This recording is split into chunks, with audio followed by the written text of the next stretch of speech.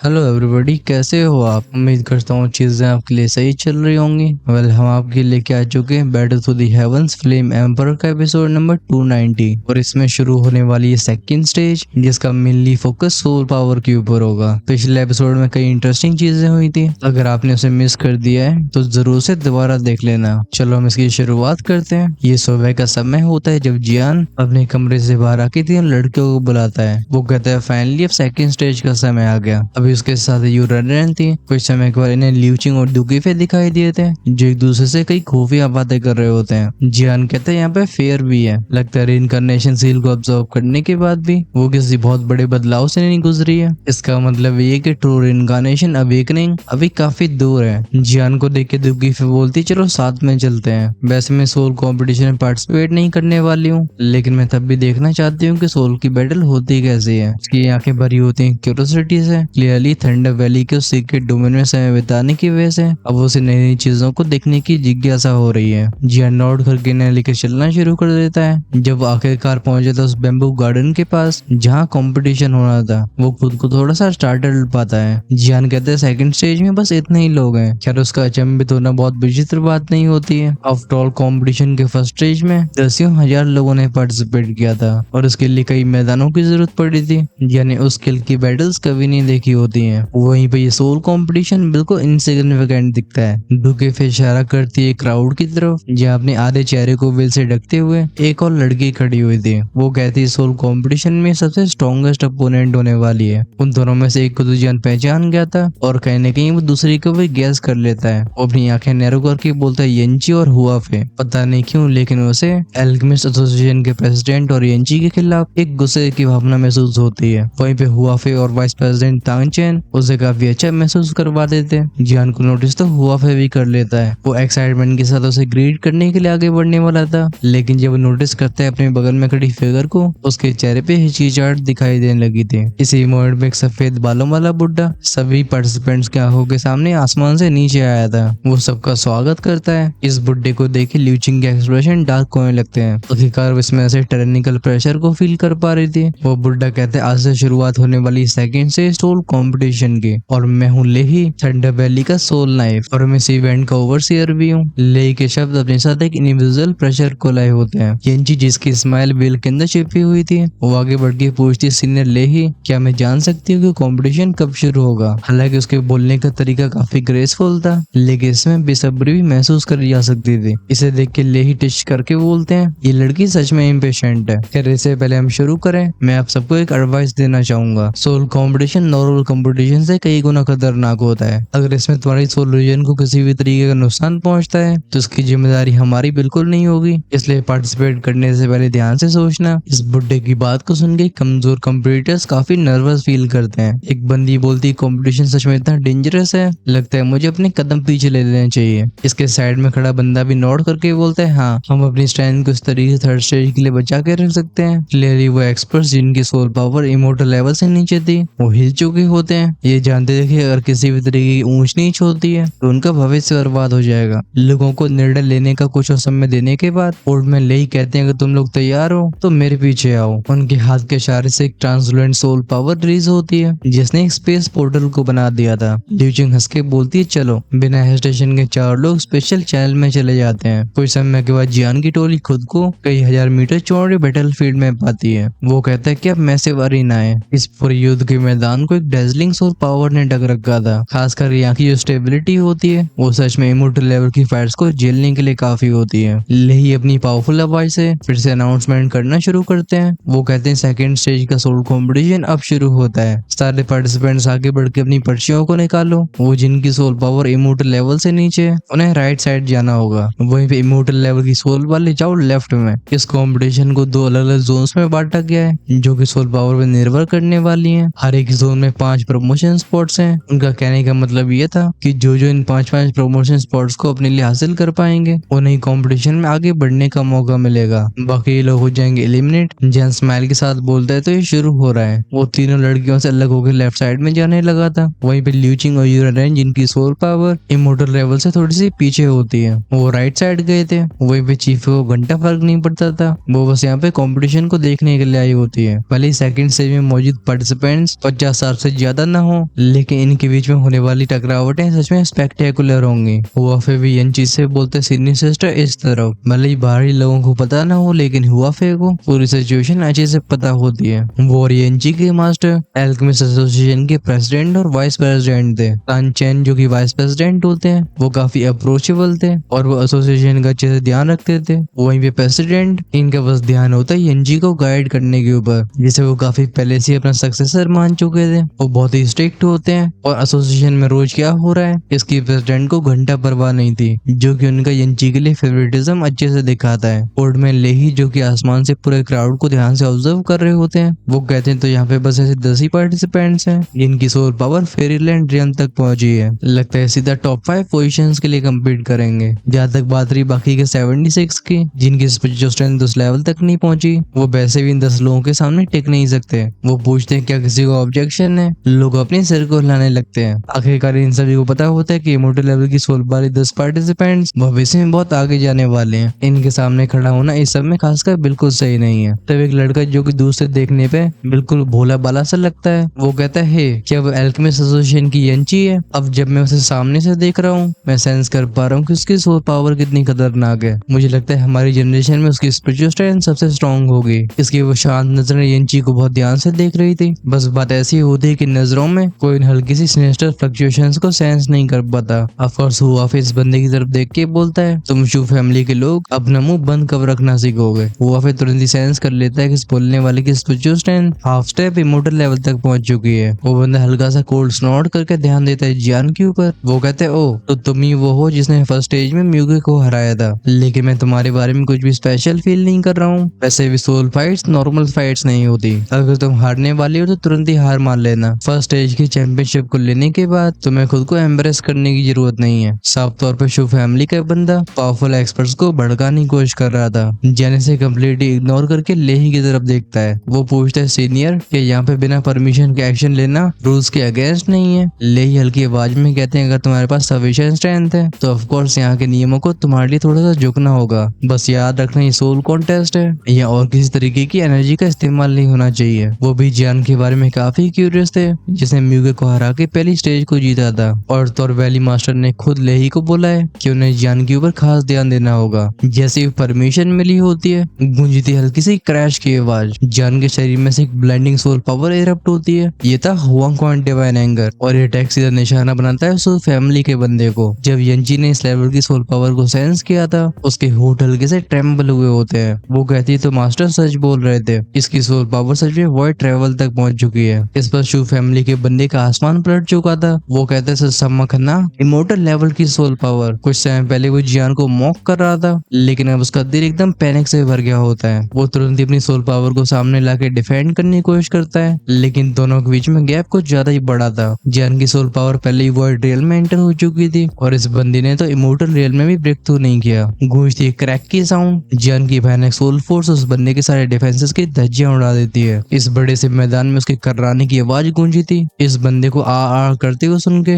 लोग एक दूसरे की आंखों में देखने लगे थे। वो कहते हैं सही हुआ, क्या ये नहीं जानता कि इस जगह पे एक से ज्यादा इमोर्टल लेवल की सोल पावर के पावर हाउस मौजूद है। कैजुअली अपने कपड़ों से डस्ट को हटाते हुए जियान कहते हैं ओ अब काफी शांति है। वैसे अगर किसी और को परेशानी हो तो बिल्कुल आगे आ सकता है। एक बंदा मनी मन में कहता है ये लड़का सच में एरोगेंट है, लेकिन इसके पास तो सोल पावर और स्ट्रेंथ भी है, नहीं इसे फाइट करने का कोई फायदा नहीं है। वो चुपचाप से अपनी पर्ची को खींचने चला गया था। कुछ समय के बाद लेही अनाउंस करते हैं पहले 10 इमोर्टल लेवल के सोल पावर हाउसेस में से टॉप 5 को डिसाइड किया जाएगा, और टॉप 5 का फर्स्ट मैच है जियान वर्सेस लैंग हानियान। अगर तुम दोनों तैयार हो तो अरीना में जाओ। दोनों अपने हाथ को कप करके सीधा आसमान में चले गए थे। यहाँ सोल कंपटीशन का बैटल ग्राउंड होता है। जियान की अपोनेंट एक औरत होती है जिसने पहन रखी थी ग्रे रोब्स, लेकिन इसकी सुंदरता के पीछे एक बहुत शार्प पॉइजनस ऑरा भी था, बिल्कुल किसी जहरीले सांप की तरह। वो खुद को इंट्रोड्यूस करती हुए बोलती मैं थंडर सिटी की लैंग फैमिली से लैंग हानियान हूँ, प्लीज मुझे गाइड करो। जियान भी कोल्ड स्माइल के साथ बोलते हैं जियान। बिना टाइम को वेस्ट करते हुए लैंग हानियान अपनी सोल पावर को बाहर निकालती है। वो कहती है सोल ऑफ स्पिरिट पाइथन। गूंजी तेज हिस की साउंड, एक मैसिव सरपेंट जिसने 300 मीटर बड़े आकार को ले लिया था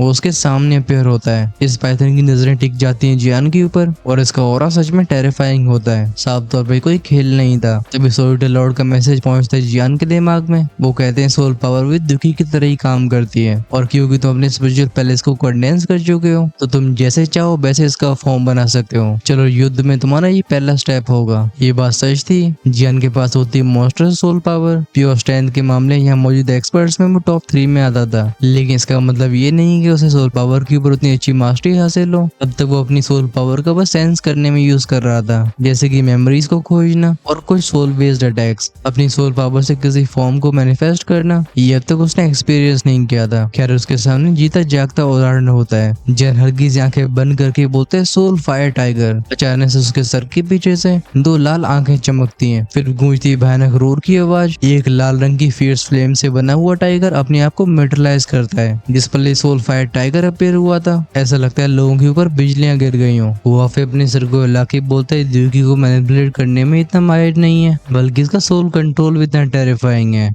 मैं इसकी बराबरी नहीं कर सकता। क्लियरली जान की सोल ट्रांसफॉर्मेशन वाफे की क्षमताओं के बाहर थी। उसकी सीनियर सिस्टर येंची भी अपनी वॉइस से उड़ के बोलती है इसकी सोल स्ट्रेंथ सच में कमजोर नहीं है। अगर मैं इसका सामना करती हूँ तो बैटल टफ होगी। खैर सबके दिमाग में अलग अलग विचार चल रहे होते हैं और अरीना में क्लैशेस शुरू हो जाती हैं। ये टकराने वाली इनविजिबल सोल वेव्स कई वायलेंट हवाओं को जन्म देती हैं। हानियान जो कि अपनी स्पिरिट पाइथन को कंट्रोल कर रही थी वो खुद से बोलती है अगर मैं सर्वाइव करना चाहती हूँ तो ये जल्दी खत्म होना चाहिए। वो प्योर सोल पावर से बना हुआ पाइथन बिल्कुल हानियान को अपने बीच में लिए हुए था, लेकिन जान को सोल फायर टाइगर हानियान को बिल्कुल सांस लेने का मौका नहीं देता। ये के बाद एक क्लॉ अटैक्स करता रहता है। उस लड़की को जैसे तैसे होल्ड करते हुए देख जियान कहता है चलो अगली मूव में सब खत्म करते हैं। दोनों के बीच में सोल पावर का गैप कुछ ज्यादा ही बड़ा था और तो इस अपोनेंट के लिए जियान के दिल में कोई नफरत नहीं होती है। लेंग हानियान भी कोल्ड स्नॉट करके बोलती है ठीक है। जी की साउंड के साथ उसकी सोल पावर अपने मैक्सिमम पोटेंशियल पे चली गई थी और वो इनविजिबल सा पाइथन और भी रियल होने लगता है। अपने दोनों हाथों को ऊपर करके बोलती है सोल ऑफ विंड पाइथन। अगले पल एक नीले रंग की हरिकेन उस पाइथन के शरीर को ढकने लगी थी। हानियान को अपनी सोल पाइथन में अपने विंड एट्रीब्यूट को मिलाती हुई जियान की आंखें हल्की सी फ्लेकर होती हैं। वो सरप्राइज से भरी आवाज में कहता है इस लड़की के पास अभी कोई स्ट्रेंथ बची हुई है। अफसोस की बात है कि यहाँ पे सोल बैटल हो रही है और ये उसे कंपेयर नहीं करी जा सकती।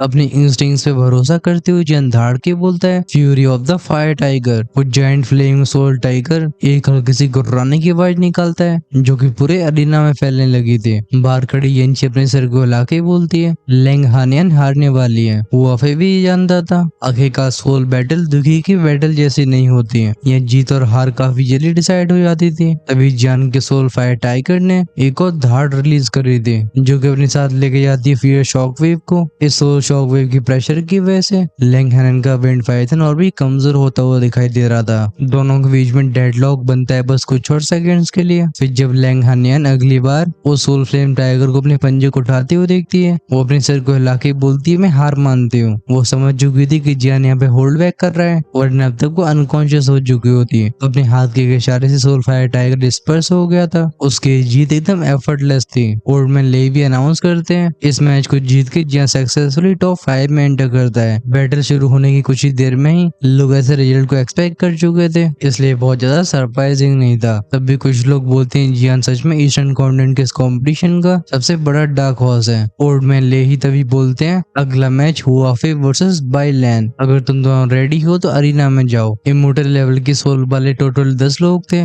इसलिए जैसे ही इनमें से कोई भी मैच जीतेगा ऑटोमेटिकली टॉप 5 में पहुंच जाएगा। हालांकि इससे कई लोग खुश नहीं थे लेकिन इमोर्टल लेवल की सोल पावर अपने आप खुद बोलती है। इनकी कंप्लेंट्स बस पेट में ही रह सकती थी। हुआफे कहते सीनियर सिस्टम में जा रहा हूँ फिर उसी अरीना में पहुंच जाता है। हुआफे का जो ओपोनेंट था उसका और एकदम सच्चाई की पुजारी जैसा होता है। इस बाइलैंड को एक ही बार में देखे बताया जा सकता था कि ये किसी प्रेस्टिजियस फैमिली से आता होगा और उसकी सोल पावर सच में फेरी लैंड में एंटर कर चुकी थी। वो वॉइड ट्रैवल के अर्ली स्टेज में एंटर करने से बस एक कदम पीछे होता है। पीछे रहेगी येंची बोलती हुआफे ने वाइस प्रेसिडेंट टांग चेंग की टीचिंग्स को अच्छे से सीखा है। मुझे लगता है उसे टॉप 3 में जाने में कोई परेशानी नहीं होनी चाहिए। वो भले ही खुद प्रेसिडेंट की डिसाइपल हो तभी टांग चेंग की रिस्पेक्ट उसके दिल में भी कम नहीं होती है। दोनों आसमान में फ्लोट करने वाले पार्टिसिपेंट्स बूम की आवाज के साथ अपने अपने औरों को इरप्ट करते हैं। इनकी सोल पावर इनके सर के ऊपर इकट्ठी होने लगी थी। साफ तौर पे डायरेक्टली क्लैश करना चाहते थे। सबसे पहले मूव करता है हुआफे। उसकी बॉडी को एक इनविजिबल फोर्स ढक लेती है और उसके हाथ की हैंडसीज को बनाने लगते हैं जिससे अरीना में बहने वाली वो सोल पावर एक खास तरीके की ट्रेजेक्टरी को फॉलो करती है और बना लेती है एक बड़े से पाम अटैक को। इस अटैक के मिस्टीरियस नेचर की वजह से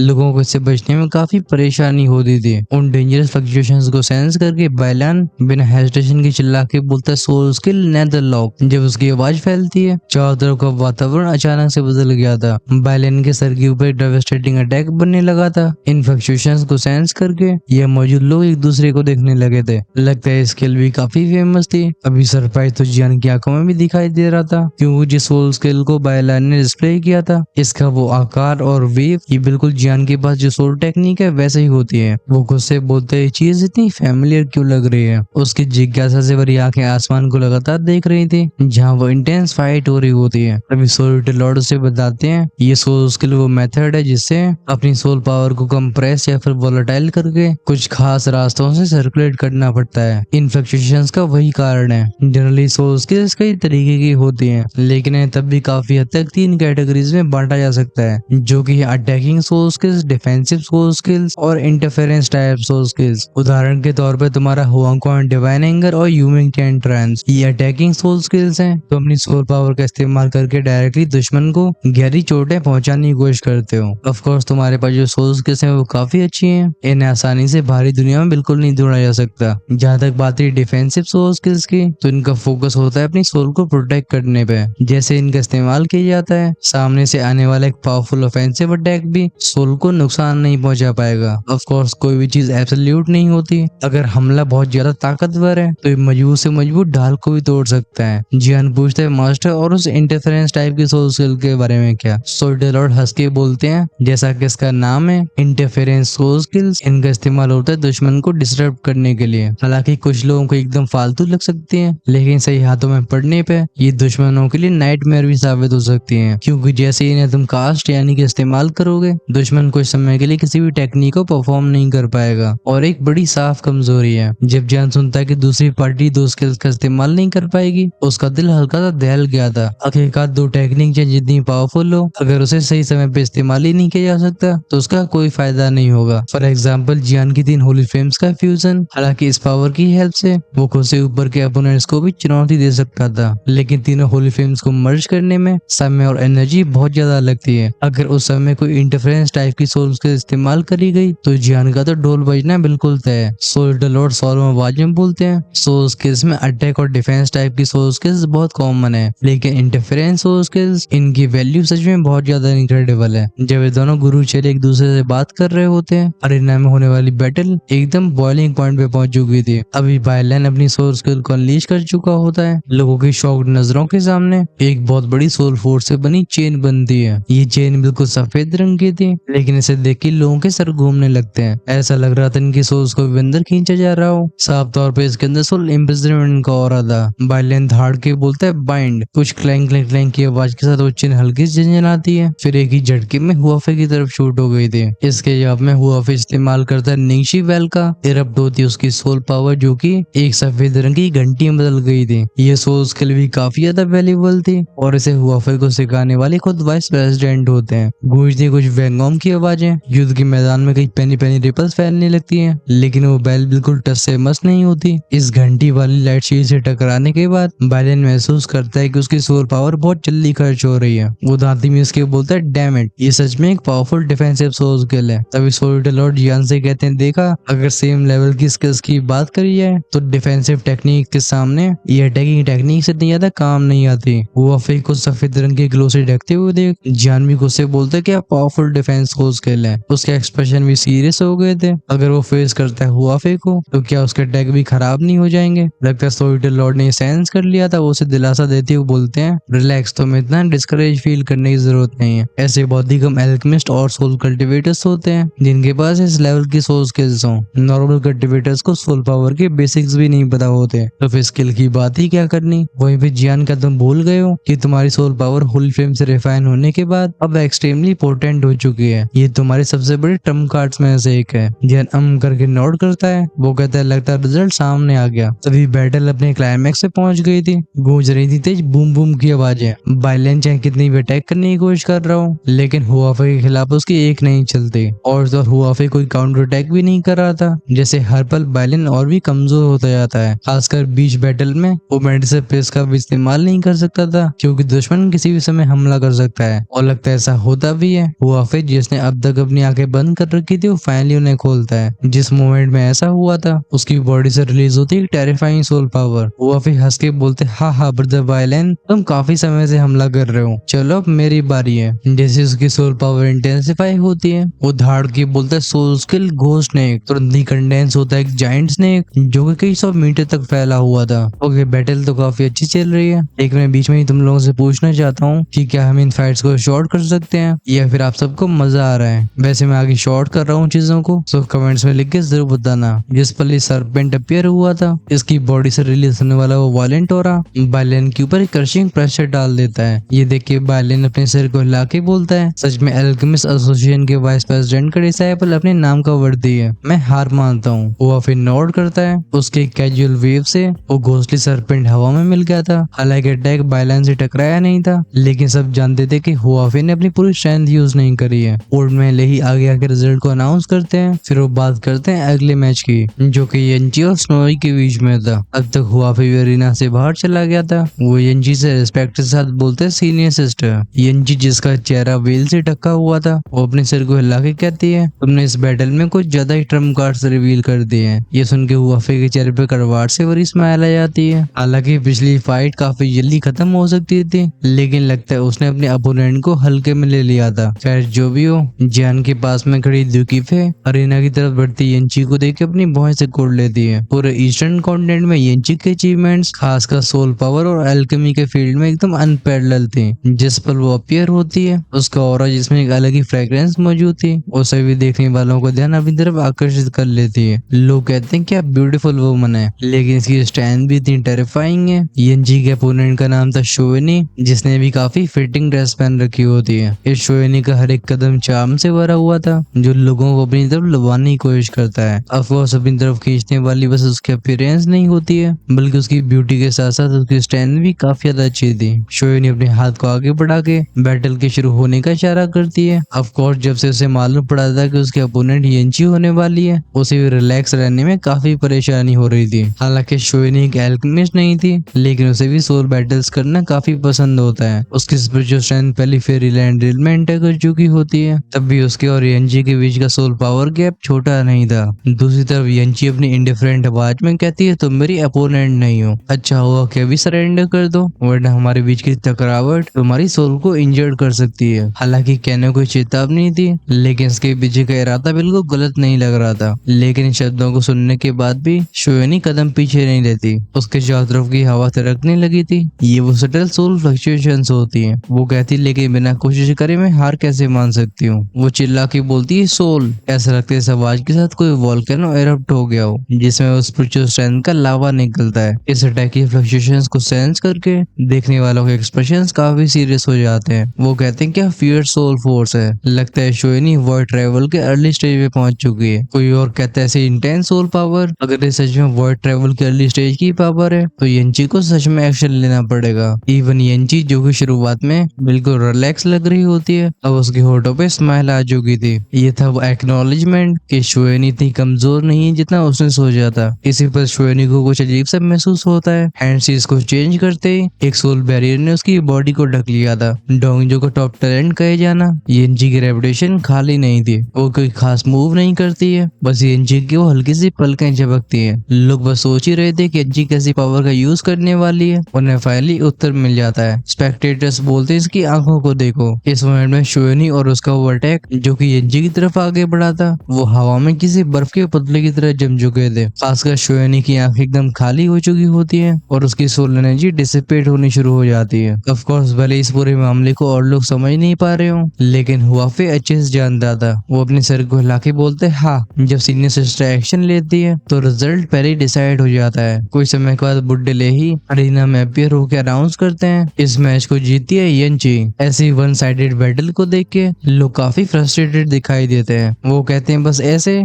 शोएनी ने तो हार भी नहीं मानी। क्या वो येंची सच में इतनी पावरफुल है? लेकिन इससे पहले इनके शर्त पूरे हो पाते वो शोएनी जिसकी आंखें खाली हो चुकी थी अचानक से उसका ऑरा गायब होने लगता है और उसकी बॉडी हवा में ट्रेम्बल होने लगी थी। ये देख के ले ही भौं से कोड़ के बोलते लड़की तुम आगे तुमने उसे ऐसे क्यों डराया? येंची कैजुअल टोन में बोलती चिंता मत करिए, वो बस नींद में चली गई है। उसका फिगर फ्लैश होता है। वो अरीना से ऐसे बाहर आ जाती है जैसे वहाँ कभी अपेयर ही न हुई हो। ये पूरी बैटल बस 1 मिनट भी नहीं टिकी होती है। भीड़ में खड़े जियान के एक्सप्रेशंस भी काफी सीरियस थे। वो कहता है लड़की सच में डेंजरस है। वो यंजी की सोल पावर से उस खतरे को महसूस कर रहा था जिसे उसने म्यूके से भी नहीं फील किया। तभी जियान के बगल में खड़ी हुई लड़कियां पूछती हैं अभी अभी क्या हुआ है। जियान बताता है यंजी ने एक सोल चैनल का इस्तेमाल किया होगा जिससे वो शोनी की सोल को सीधा अपने सोल पैलेस के अंदर लेके आ गई होगी। बस इसीलिए वो अपने अपोनेंट को इतनी आसानी से हरा पाई। ल्यूचिंग भी सुन के नोट करती है। एक सोल चैनल वाली टेक्निक पावरफुल सोल यूजर्स भी इसका कम इस्तेमाल कर पाते थे।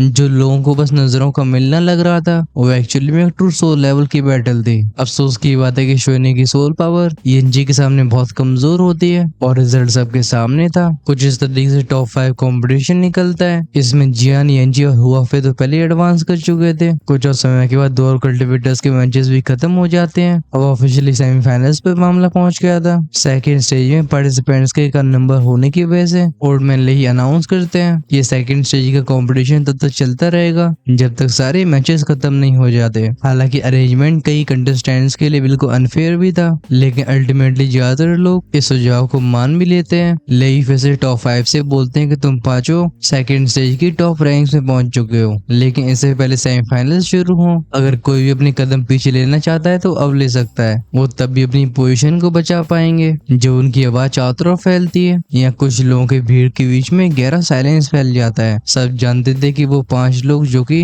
कंपटीशन की स्टेज तक पहुंच चुके हैं वो बिल्कुल ऑर्डिनरी नहीं थे। ये शांति करीब 20-30 सेकंड्स तक बनी रहती है। फिर एक असहायता से भरी आवाज साय करके बोलती है ठीक है मैं पीछे हटता हूँ। इस व्यक्ति की तरफ देख के लेही बोलते फैंगटोंग क्या ये तुम्हारा फाइनल डिसीजन है। तभी इसके पीछे एक दूसरा कॉम्पिटिटर भी आया था। वो बोलता है मैं भी पीछे हटता हूँ। ऐसा लगता है ये सुन के लेही सरप्राइज नहीं हुए थे। वो बोलते हैं फैंगटोंग वुशी क्या तुम दोनों श्योर हो। यहाँ मौजूद 10 ऐसे पार्टिसिपेंट्स में जिनकी सोल पावर इमोर्टल रियम तक पहुंच चुकी थी, इनमें यंची बिना किसी डाउट के सबसे स्ट्रॉन्ग होती है। इवन हुआफे और शोनी जैसे लोग भी यंची के सामने एकदम बच्चे थे। नेचुरली जिनकी स्पिरिचुअल स्ट्रेंथ बस इमोर्टल रियम में व्यक्त ही कर पाई है वो फाइट करके बस समय बर्बाद ही करेंगे। दोनों ही कदम पीछे लेने वाले लोग एक दूसरे की तरफ देख के नोट करके बोलते हैं सीनियर हम डिसाइड कर चुके हैं। लेही कहते हैं अगर ऐसी बात है तो तुम दोनों को 4th और 5th प्लेसेस मिलेंगे, क्या कोई ऑब्जेक्शन है। जियान, हुआफे और यंची को से कोई परेशानी नहीं थी। हुआफे बोलता है क्योंकि स्टेज में बस 3 ही लोग बचे हुए हैं तो फिर पर्चियों को खींचने की क्या जरूरत है। सीनियर सिस्टर हमारी एल्केमिस्ट एसोसिएशन की जीनियस है और उनका जूनियर होने की वजह से मुझे नेचुरली अपनी जिम्मेदारियां निभानी होंगी। इतना कह के वो स्माइल के साथ जियान की तरफ मुड़ा था। हालांकि वो हल्का सा सेंस कर पा रहा था कि वो जियान का मैच नहीं है। और तभी बोलता है ब्रदर जियान अगर तुम सीनियर यंची को चैलेंज करना चाहते हो तो पहले मुझे हराना होगा। ये सुन के ओल्डमैन लेही की आंखें भी नैरो हो जाती हैं। इनमें थोड़ी सी एक्सपेक्टेशंस भी जाग गई थी। वो कहते हैं क्योंकि तुम तीनों ही बचे हुए हो तो जब तक दोनों पार्टीज को इस रूल से परेशानी नहीं है हम बिल्कुल ऐसे आगे बढ़ सकते हैं। जियान जो कि अब तक कुछ बोला नहीं था वो फाइनली स्माइल के साथ बोलता है बिल्कुल मैं चुनौती स्वीकार करता हूँ। उसकी आंखों में हुआफे को हराना बस मैटर ऑफ टाइम की बात थी। इस पूरे सोल कंपटीशन में उसकी ट्रू ओपोनेंट शुरुआत से अंत तक बस यंची है। ऑफ कोर्स ये सब तो हम भी जानते हैं, लेकिन इससे पहले इन दोनों के बीच की सोल फाइट शुरू हो पाती टाइम आ चुका एपिसोड को यहीं पे खत्म करने का। चिंता मत करो नेक्स्ट एपिसोड में फाइट खत्म भी होगी और इसके रिवॉर्ड्स भी बढ़ रहे होंगे। लेकिन हाँ इस सेकंड स्टेज की एंडिंग काफी इंटरेस्टिंग होने वाली है। अगर आप उसे मिस नहीं करना चाहते हो तो वीडियो को लाइक करके चैनल को सब्सक्राइब करके रखना और हाँ उस बेल आइकन को भी ऑन कर लेना जिससे रिलीज होते वीडियो सबसे पहले आपके पास पहुंचे। अगर आपसे नेक्स्ट एपिसोड का वेट नहीं होता है तो ज्वाइन कर सकते हो चैनल की मेंबरशिप को, जैसे हर शाम को रिलीज होने वाले अर्ली एक्सेस वीडियोस को आप एंजॉय कर पाओगे। ज्वाइन का ऑप्शन चैनल की होम पेज या सब्सक्राइब की साइड में मिलेगा। आप उसे प्रेस करके प्लान्स को चेकआउट कर सकते हो। हमारे मेंबरशिप के 3 लेवल्स हैं। पहला है नॉर्मल वाला जिसमें आप हमेशा एक एपिसोड आगे रहते हो। फिर आता है इमोर्टल एम्पर वाला और अंत में जाके इमोर्टल गॉड से ऊपर वाला जिनमें अपग्रेड करके आप हमेशा 2 से 3 एपिसोड रिस्पेक्टिवली आगे रह सकते हो। Choice is yours. मैं आपसे विदा लेता हूँ।